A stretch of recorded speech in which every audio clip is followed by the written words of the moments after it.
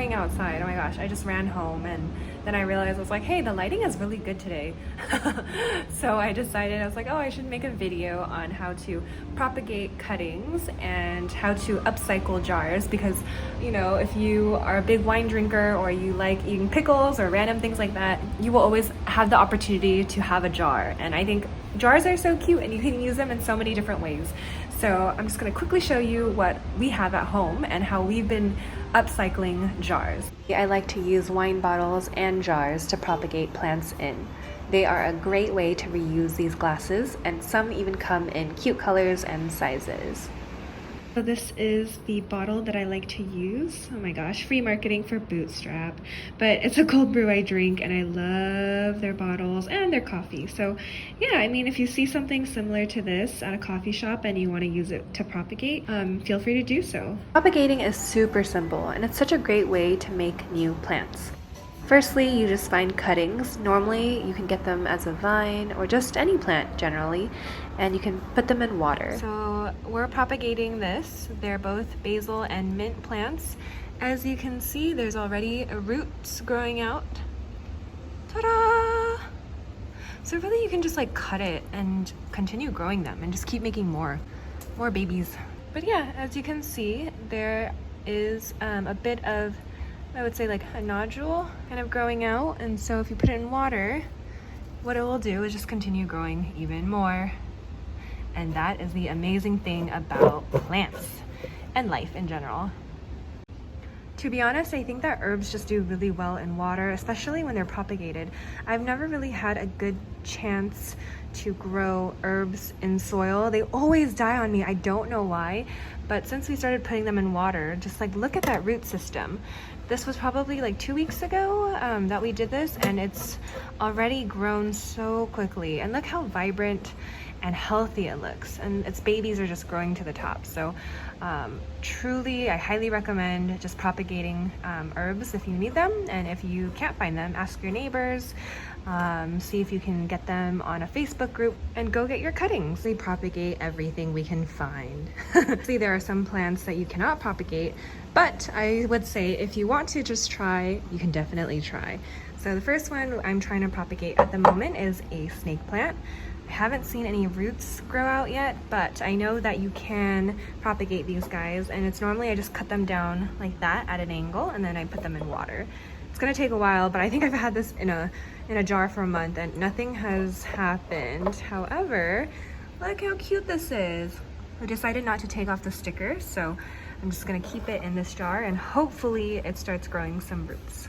You can see that it came from a coffee shop. I took it home because I wanted to use the bottle, and I took this plant from a friend. It's doing actually really well with just a very long root system. Uh-oh. I should have taken it out. Shit. Oh god. Okay, here we go, Dr. Emily. Actually, it's just really hard because the water doesn't go. Oh, there we go. And back in. There we go. Phew. Yeah, so this one is obviously doing really well, as you can tell. Look at that root system. So what you can do is, I'm not gonna do it because this is not my plants, actually my housemate's plants, and I don't want to ruin it. But if you cut right here, you know, above or under each of this, you can technically just replant it, or you could even just like cut half of this, take off some leaves, and then put it in water. So these are money plants. They grow so fast and they're really easy to propagate. So as you see, like anything that really has like kind of like a root growing out, those are the plants that you know for sure you can really propagate. Like this one too. This one is funny because I actually got it from my friend's apartment, and she doesn't care, but she was just like, okay, can you not like be picking things? But I did, and it's grown very healthily. Is that even a word? But yeah, the whole idea too was just cutting it with a certain length and then putting it in water. And I've actually attached it with this guy, which I love this guy. It reminds me of like, I think we call him like the Swiss plant. But if you pull out the entire root system, everything's being propagated.